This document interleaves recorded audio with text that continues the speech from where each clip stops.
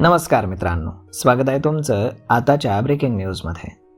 मित्रांनो, केंद्र सरकार गेल्या काही दिवसांपासून नैसर्गिक वायू पुरवठ्याबद्दल विविध निर्णय घेत आहे. त्यामध्येच आता केंद्र सरकारने एक मोठा निर्णय घेतला आहे. सरकारने या तरतुदी या वर्षीच्या मार्च महिन्यामध्येच लागू केल्या होत्या.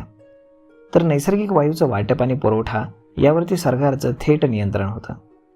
नैसर्गिक वायूच्या संभाव्य टंचाईच्या परिस्थितीवरती खतं, CNG, PNG, वीज निर्मिती आणि इतर अत्यावश्यक क्षेत्रांना प्राधान्य देण्याच्या उद्देशानं विविध क्षेत्रांमधील नैसर्गिक वायूचं वाटप ठरवण्याचे अधिकार हे सरकारकडे होते.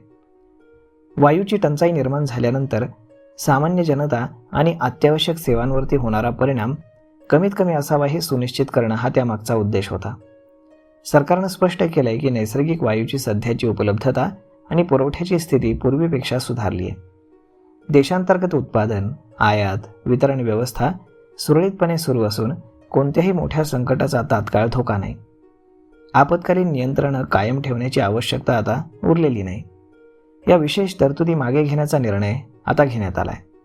नैसर्गिक वायूचा पुरवठा आणि वितरण पुन्हा सामान्य कार्यपद्धतीनुसार चालवलं जाईल आणि आपत्कालीन नियंत्रण हे लागू राहणार नाही असं या उद्देशामध्ये स्पष्ट सांगण्यात आलं आहे.